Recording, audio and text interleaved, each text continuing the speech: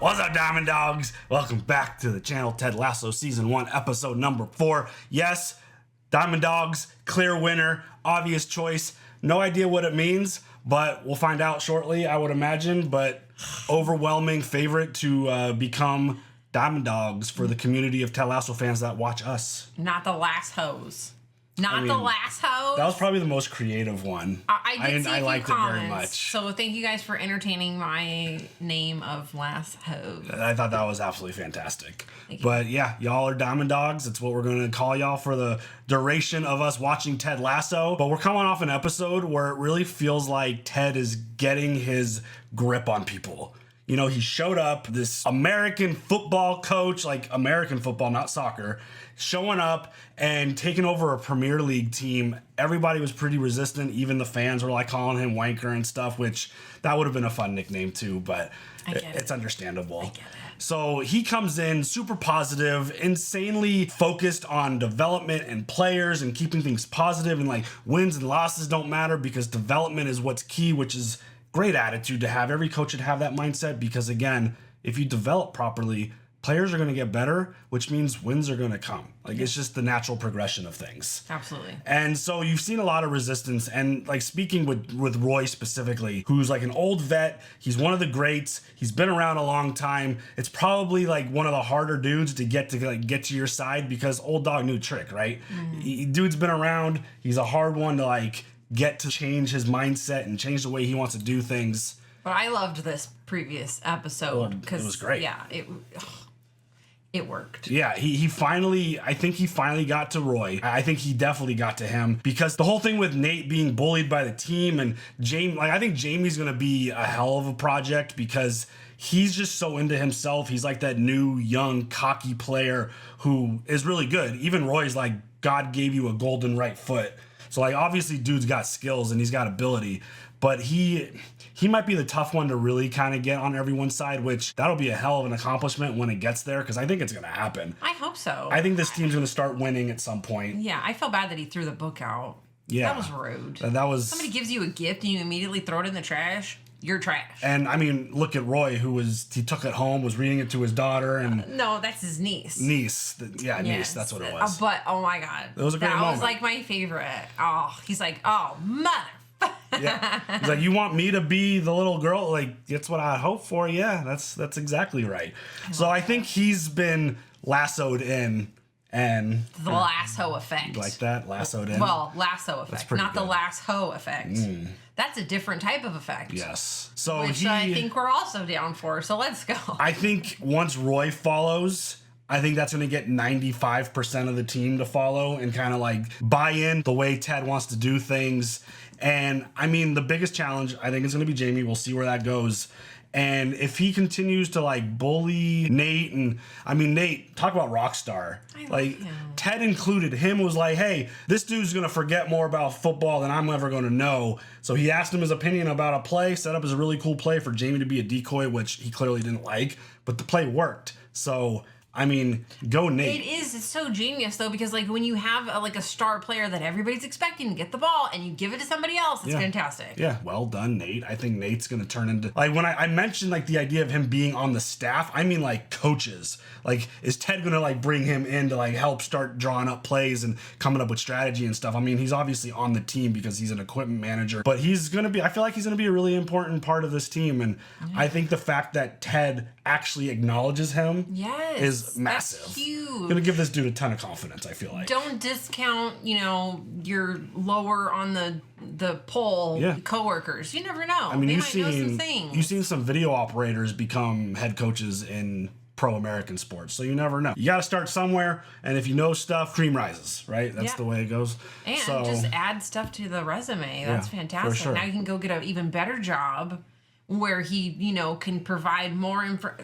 Why would he ever leave Ted's side? I'm just saying. Ted's the one. The sky's the limit for Nate. Yeah. Let's go. So Ted was scheduled to do an interview with Trent, who he is in the short amount of time that we've seen him and like through these episodes, he's proven to be a tough cookie in the media room. He's there quizzing Ted about like what's offsides and this and that. So he's trying to like pick at him and try to get him to screw up. And they went out to dinner. They were having this interview, and he kind of followed him through his day to day. And he went and visited some kids. And he was like, "Oh, how convenient! Like you're visiting kids on the day that I'm doing this piece on you." And I think he fully got Trent flipped.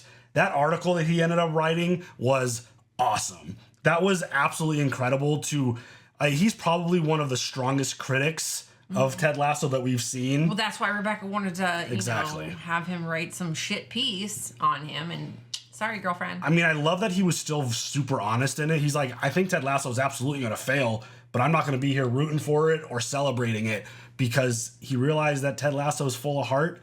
He's got this certain mindset, and as we've seen through 3 episodes, how could you not love this dude? Like, seriously. Right. And just the idea that Rebecca wants to, like... ruin him. Yeah, I mean, it's more about, like, ruining the team to get back at her ex-husband. I know, but, that's collateral damage. Yeah, Ted Lasso is going to suffer here. And I'm hoping that she comes around quickly and is like, I'm just going to let this play out and see what happens, and really start doing... The fact that he continues to bring her those biscuits is just absolutely amazing. I love it. And that's why I continue to be like, Rebecca's evil. Because, I mean, Ted Lasso's got the heart of gold, and he's just the most optimistic and positive dude who's also dealing with his own personal stuff. The fact that if she doesn't turn around and start embracing him, it's going to be hard. Like, how do you not love, like, regardless of what your mission is and your goal is, you're trying to, like, hurt your ex-husband while, like, bringing the team down, getting them relegated. He clearly gives 0 fucks. Yeah. Ted Lasso's too good of a dude. He's got too good of a heart for this to continue much longer. And I'm hoping that, like, Rebecca fully embraces him at some point, and then we get this really awesome team up, and this team starts whooping ass. That's kind of where my mind goes in terms of getting everybody on his side and kind of following the Lasso way and kind of embracing the positivity and the development idea and all this other stuff. Obviously, he doesn't know shit about soccer, but he's going to learn. He's going to do his best. He's just a But that's really what good Beard's coach. for. Yeah. Beard's there to help him kind of get through all, like, the technical shit. I feel like it's just a universal thing to be a really good coach, no matter what you're teaching or supporting or whatever. For sure. Managing. So that last episode was awesome, just watching the people around him who initially probably didn't like him very much or had no idea or gave this dude 0 shot to do anything positive. Like, seeing some of those moving parts kind of start embracing him, I think it's really cool. I think it's awesome. And it's just, again, it's such a positive, lighthearted, fun, awesome, hilarious story where, I mean, Jason Sudeikis is great in this role. He's fantastic. Awesome. So He's here we go. for this. Yeah. No question. So here we go. Episode 4. Anything else before we jump into it? Let's go.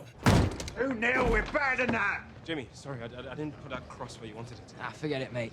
Hey, would it be too forward if I gave you some advice that might help improve your game a bit? No, please, anything. Get yourself a time machine and go back to the moment when your mum was about to fuck a sad little man with no athletic talent. Fly her to Argentina and drop her onto Maradona's. Right, that's it. Done with you being a prick to everyone. Either I beat up an old man or I let an old man beat me up. Fuck you, let's go.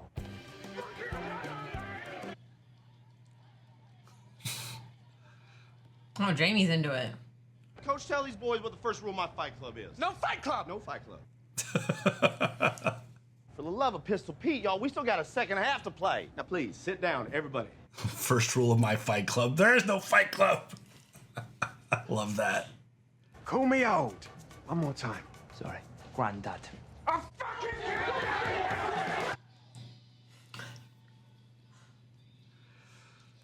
Just when I think Jamie's gonna actually listen, he doesn't. Every single time. It feels like he's that close to actually listening, and then nope. I didn't technically call you old, I just called you grandpa. It's, similar. Table 4 is done and shall from now on be known as the boring table. That's where I'm sitting. Rude. Jane Kenner, awful woman. She won't be attending tonight. She was kicked in the face by her horse. Oh, that poor thing. Is the horse okay? That's something I would ask, though, too. We still got ourselves a team divided here. Coach, you know what I'm thinking about right now? West Side Story? You know it. Sharks and Jets. Hey, you think these fellas could solve their problems with a dance-off at a gymnasium? I'm sorry. Griffin Bernardo ended up getting knifed to death at that particular event. No, they didn't die until the Rumble afterwards. Oh, right. When I was 15, I was understudy for Anita. Oh my God. We've peeled yet another juicy layer of the Nathan onion. Coach Beard! Uh-oh. For dinner tonight, it's either chicken or steak. You can't tick both. Okay. Ted! Uh-oh. Yeah. I need to know who your +1 is. Oh, well, that'd be Mr. Two Entrees here. No, he's already bringing a date. I'm gonna bring Nathan. Who?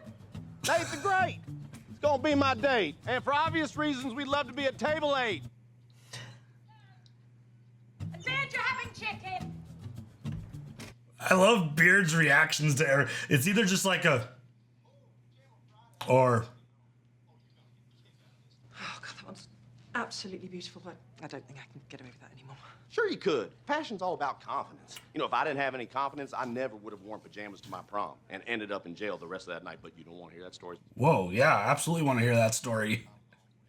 Even when Rupert and I were running the gala together, I did most of the work myself. So I'm not revved up at all. I'm actually really feeling quite mellow. Good afternoon. We have a huge problem. Ah, Our shit. musical guest, Robbie Williams, has cancelled. Damn it, Robbie.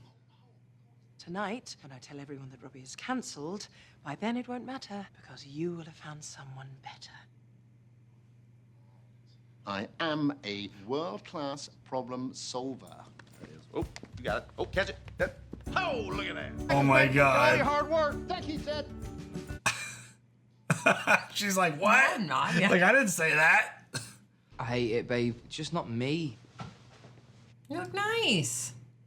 Jamie, no. What are you doing? I'm doing style.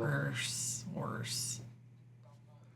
I feel like she's losing interest in him as things kind of progress. Oh, hey, guess what? I'm wearing the suit you told me I should bring. You were right, as always. Yeah, okay, so that's it. I miss you, and you go ahead and give the little guy a squeeze for me. Hey, all right now.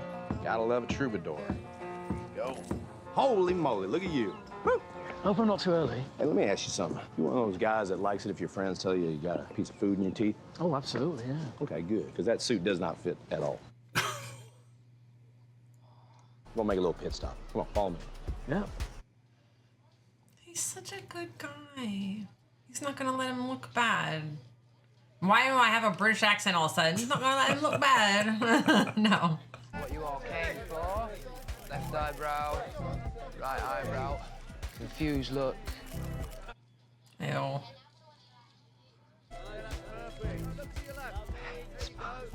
Just put one foot in front of the other, yeah?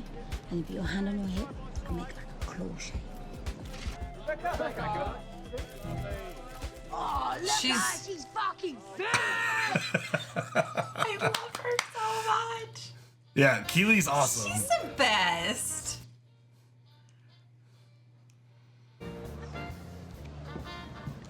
Oh, look at that. He looks so nice. Way to go, Ted. Ted Lasso, my God. Right back at you, boss. I had a hunch you were gonna pick this dress. And may I say, you are wearing the heck out of it. Thank you. Check out Nate, looking pretty dapper himself, huh? Great to see you again. Nice to meet you. Nice to meet you. You've met him a bunch of times. Dang it. This is gonna be so uncomfortable. I'm switching tables. No. Hey, come on back here. This is my doing. Parent trapped y'all. Take a seat. Parent trapped. Now listen, you two knuckleheads have split our locker room in half. And when it comes to locker rooms, I like them just like my mother's bathing suits. I only want to see them in one piece. Oh my God. He's a piece of shit. If his brain was on fire, I wouldn't piss in his ear. You don't need to be best friends to be great teammates. Think about Shaq and Kobe, right? Lennon and McCartney. Heck, even Woody and Buzz got under each other's plastic. Wasn't Woody made out of cloth? Yeah, I appreciate you, Nate, but now's not the time. You know what all those dynamic duos had in Oh common? my God. Mutual respect. Y'all gotta find some common ground. Who wants to get the ball rolling? I do. Nate, that's a very nice suit. I think you look chic. Thank you. It's actually only the second suit I've ever owned. The first one was my suit when I was a naked baby. A birthday suit.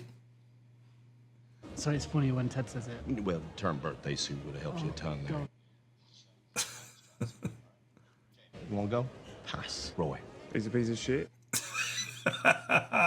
He is relentless in his effort, and I love it. Well, you're working on your speech, huh? Rupert was always very good at the public speaking part. Oh, hey, here's a little trick of the trade. Make fun of yourself right off the bat. A little joke. What should I make fun of myself about? Right. Yeah. That's tough. Hey, okay. You're not going to walk into that one, are you, Ted? No, ma'am. No.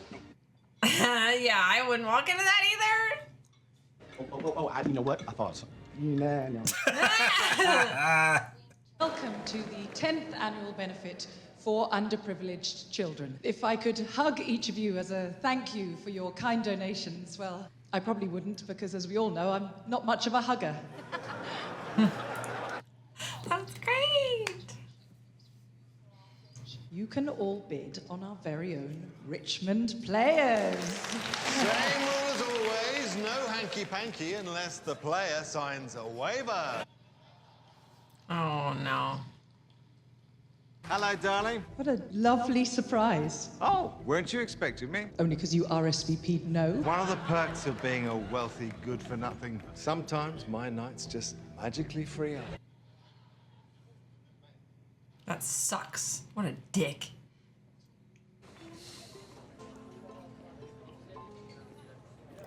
Oh, I don't. Yeah. Thank you. Oh, shit. No! Oh, shit. Yet another reason shirts exist. I wish I was that ice cube. All right. All right. I will be bidding for a night with you. Thanks, love. Yeah, it's just a date, though. It's not a whole night. We'll see. What were you like when you were 23? Playing in this league, making all that money? Lil Beats prima donna. You know how they say that youth is wasted on the young? Ain't that the I damn say don't let truth? the wisdom of age be wasted on you. Oh. I just came up with that. I feel pretty good about it. I love this guy. Who wrote this show? It's fantastic. Our first victim is Jamie Tart. Oh, God. We'll start with £5,000. I want him, Rupert. Oh, 5,000 from Cheryl Barnaby, Richmond's premier breeder of Shetland ponies. Do we hear 6? 6,000. 7,000. 7,000. 10,000. Oh, shit. Uh-oh. £12,000. 14,000. 16,000. 18. 18,000. Do I hear any advance? Yeah, 25,000. Sold to Keely Jones. Why spend the time with your boyfriend for free when you can have him for 25 grand? Dude. That man, you know, I used to think his blunt honesty was noble rather than what it really is, which is just the cruelest way of hiding his own insecurities. He'd say, wear this, eat that, and I listened. I love her. I want her to do... No. I'm alone, Ted, just like he said I would be if I left. I don't want to be alone. Hey, it's okay. Okay. When I was coming up, there was this old geezer at the club, Doug Stashwood. He was always on me, hated each other. Do you want to know how we won the league? No. It was the same shit Yankee Doodle was peddling. He sat me down, he said, let's get it all out there. You tell me why I'm a prick, and I'll tell you why you are. You're a nasty bastard. No, I'm going first. Even though I know I should pass to you, you're so selfish and arrogant. Every time I do, it makes me want to fucking puke. You know, I had the poster of you on my wall when I was a kid. I love watching you play. But you're not the player that you used to be. And just because you won a few trophies, you walk around here expecting everyone to kiss your ring. I can't be like that. Now's the bit where you admit to what I said. I don't want it. Even if it is just a little bit true. Baby steps. You and that Doug bloke, you ever become friends? Fuck no. I hope he's dead. To you dying? Such a prick. This is the beginning. You get these two on the same page. Keely, I think you should know that the young woman that was bidding on Jamie was actually his other +1. What? Cheeky little prick. Have you ever dated a footballer? What? Sorry, I shouldn't laugh. It sounds judgy. Oh, it's okay. You're a bit judgy. So when I was 18, I dated a footballer that was 23. Now I'm close to 30 and I am still dating a 23-year-old footballer. I'm Leonardo DiCaprio. They are pretty fun, though. Simple, rich. What about accountable? I mean, everyone makes mistakes, but I was married to a man for 12 years who never once took responsibility for any single one of them. I just love her. Relax, babe. It's all part of the branding plan, isn't it? If I've got 2 women bidding on me, makes me look more valuable, do you know what I mean? Fucking smart, eh? Say hello to Roy Kent. Grandad. You look so jealous. It was so cool. Oh, you think jealousy's cool, do you? Don't know, babe. Don't get jealous. She's gonna bid on Roy. 100 quid. £1,000. Any advances on that? £2,000. Ooh. £3,000. Hey, you're just embarrassing yourself. £4,000. £5,000. £6,000. Any advance on 6? Sold to Cheryl. I would have gone for 10. I don't have 10,000. I I don't know. personally donating £1 million to the cause. I mean, nice, but also you're a dick. For the children, eh?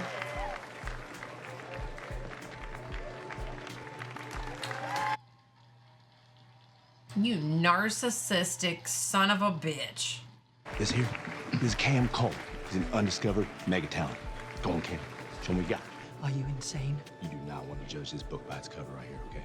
Ladies and gentlemen, I regret to inform you that Robbie Williams is unable to be here, but we have a brilliant replacement for you who you are just going to love, or at least have lots to talk about on the way home. I bet you Cam's gonna be fantastic.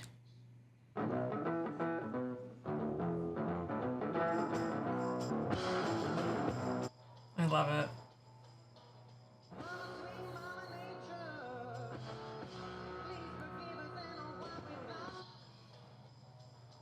I'm impressed.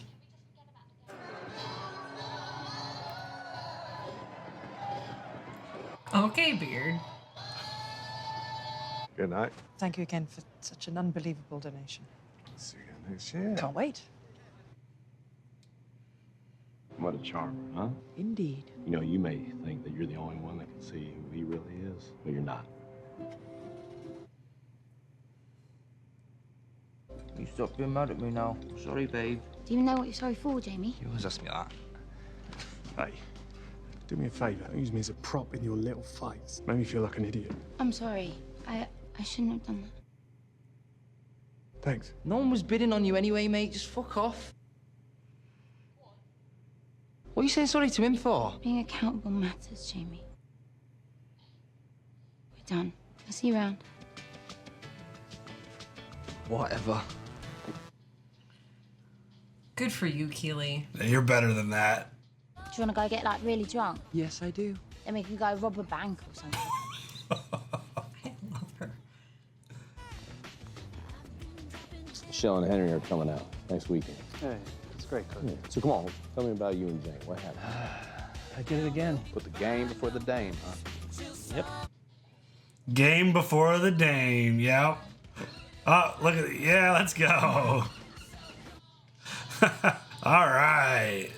What another great episode. Oh, I just love being able to smile through an entire episode instead of cry. So Yeah. that's fantastic. I just the ex showing up and like stealing the show and donating the like million like Which that's very nice, but you're doing it for the wrong reason. his intentions were not to actually help the kids. It was there to be the spotlight and to steal it from Rebecca. That's a dick move. And the fact that I love that Keely and Rebecca are like bonding. Yes. Like that's really good, I feel like, for both of them. Well, but I mean, it says a lot about Rebecca too. Like, she's not just some evil person. She's hurting. Yeah. And Keely's being so nice and lovely. She's and funny. Like, she is such like a good person. She's ready to build anybody up. And that little interaction between her and Roy, I love that so much. But that's really nice though, because he is fully aware of his emotions and he's a good communicator. So he's like, listen,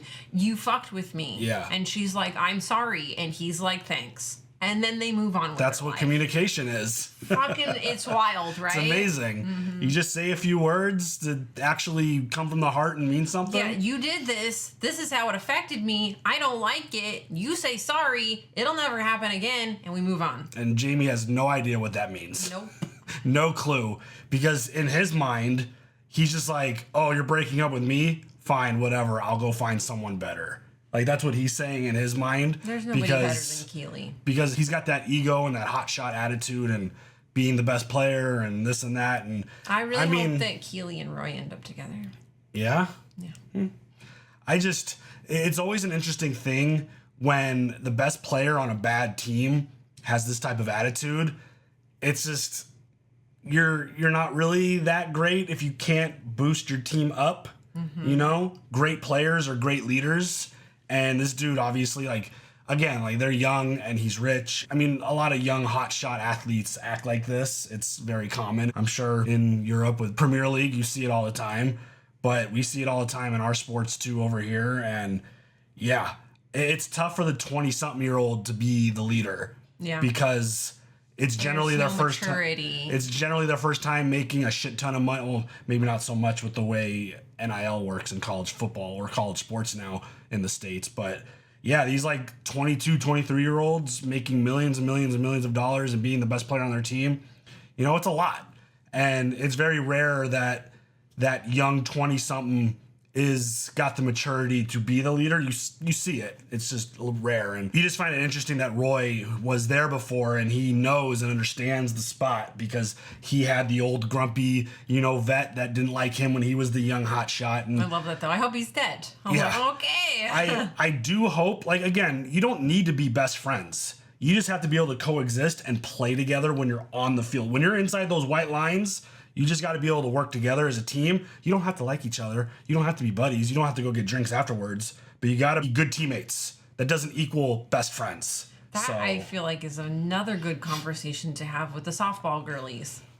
I mean, there's a ton of great lessons in this show so far. I'm super impressed. I mean, there's a lot. Yeah. And just the idea that the two best players, the most influential players, you don't have to be like buddies, but you have to be on the same page. That is without question, or else you're not going to have any success. Because, like Ted was saying, you can't have your locker room split. It's got to be together. And if those two dudes come together, the locker room's going to come together, and then I think they're going to start building something. I like the analogy of the one-piece bathing suit. I mean, that's pretty fantastic. funny. Yeah. I mean, he's got a lot, like be a fish or be a goldfish, Yeah. the one-piece bathing suit. Yeah, he's got a lot of that stuff. But I'm wondering whatever progress was made on the teammate side is now destroyed because of like Keely breaking up with him. I wonder how much is undone now. Like I feel like they got a little bit of progress, just enough, and I feel like it's now ruined because of like the jealousy and like why you got to invite another young, good-looking girl to like bid on you? That's like fucked up. That's just under no circumstances is anybody going to be like, oh, okay, cool, no problem. Like what? Like, that's insane. And she went home with Rupert. Yeah. So, I mean, it's just wild. But I'm really digging this Rebecca storyline. Yes. Because initially you meet her, you learn about her, you obviously realize that her breakup is very public and she has a team now and her goal is to like make the team as bad as possible by bringing in Ted Lasso, and you're like, oh, this she's a bitch, she sucks, she's like gonna ruin this dude's life to like try to like hurt her ex-husband.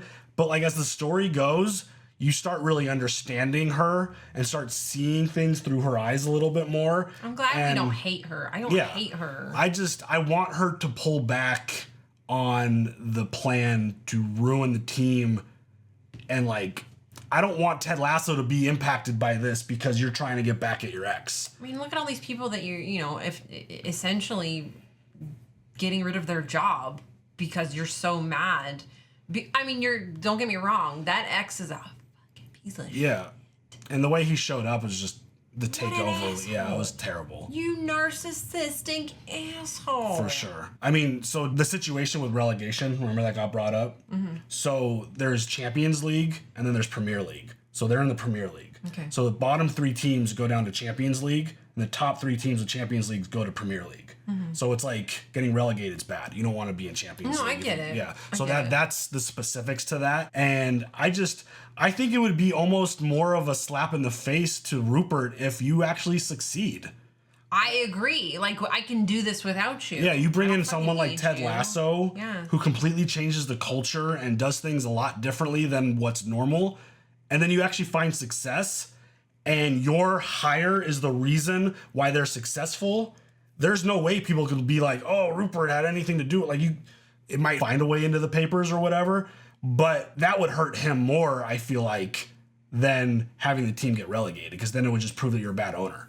Like, you're just not doing things properly with the team, versus be a great owner, have him out on the outside looking in, and have the team boosted up and doing well. I think that makes you look great. And that makes him look like potentially the bad owner, especially if they've had like a rocky road the last few years or whatever. But I'm digging the story. I'm digging the way they're telling the story through these episodes.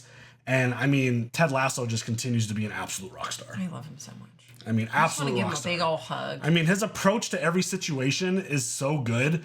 And I loved the really quick interaction where he was like telling Rebecca, like, "Oh, make fun of yourself real quick." And she's like, "What would you say?" And he was like, "Wait, oh, no."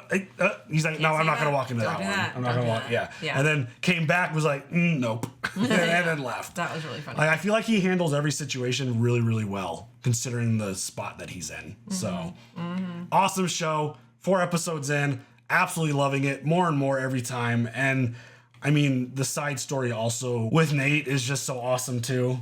I love it. I mean, just watching him build confidence and like as soon as you saw the suit, like, did you notice how far past his hands it was? Yes. It was like way too long and big. And the fact that Ted's like, "Hey, we're going to go get you a suit." And he looks sharp. So the way that Ted's building this dude up too is just so awesome. I feel like he's pumping up everyone around him who needs it. Yeah. And that's a really good thing. Yeah. So We should all be Yeah. a Ted. everyone needs a Ted Lasso in their life, for sure. So In a world full of Jamies, be a Ted. yeah. Do you have anything else? No. All right, y'all. You guys share all your thoughts. Leave them comments down below. We'll see you guys later for the next one. Another quick reminder, full watch-alongs are over on the Patreon. Links to that's down below. But we'll see you guys later for the next one. Have a good one. Bye.